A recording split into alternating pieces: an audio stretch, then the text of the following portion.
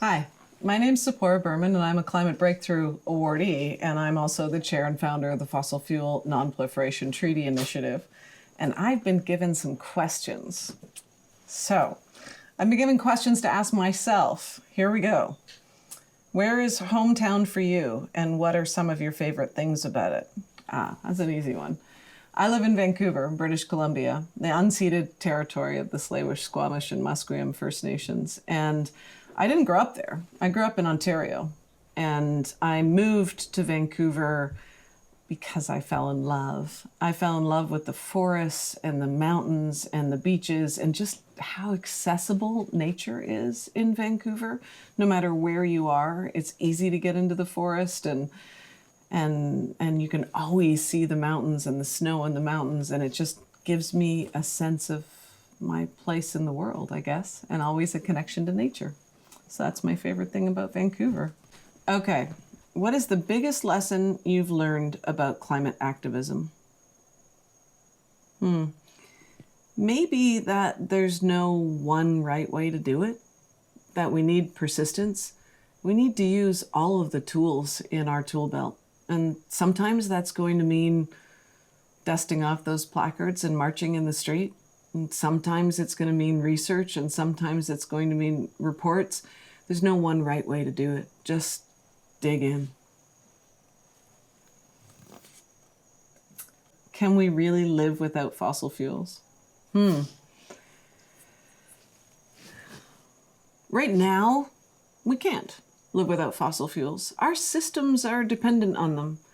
However, the good news is renewable energy is now cheaper. It's available at scale. In fact, even the International Energy Agency says that we could use 50% less fossil fuels by 2030, just 6 years from now, with existing technologies. So there are some things we don't know how to replace yet. Aviation, for example. It's only 2% of global emissions. So the point of the Fossil Fuel Non-Proliferation Treaty is we have to stop expanding the problem. Right now, we're still building more and more and more fossil fuels, even though we already have enough on the surface of the planet today, if we use it, to take us well past 2 degrees. So we actually have enough. We don't need to dig up more. We don't need new fossil fuels, and in fact, new projects just lock us into future emissions instead of cleaner, safer energy systems, because what we build today will be what we use tomorrow.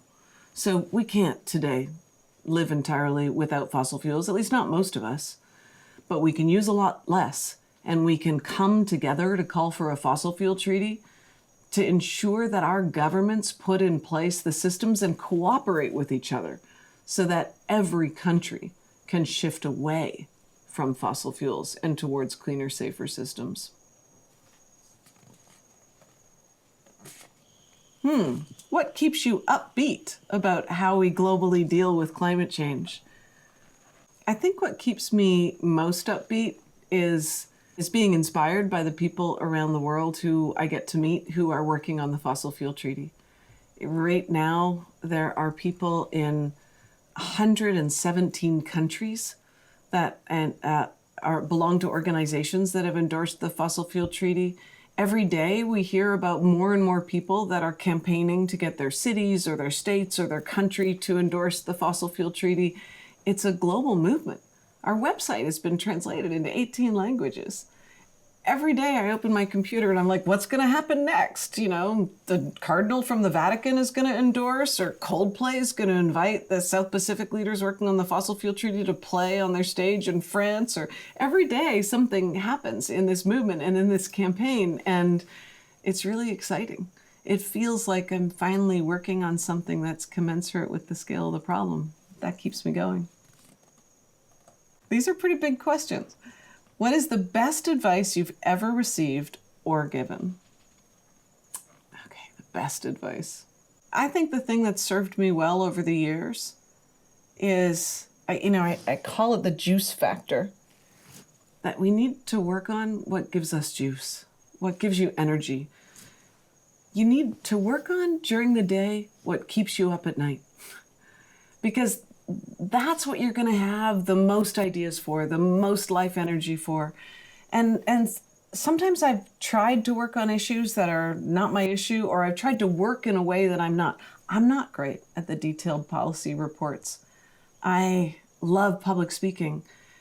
Work in the way and on the thing that gives you energy, because that's where you're going to make the biggest contribution.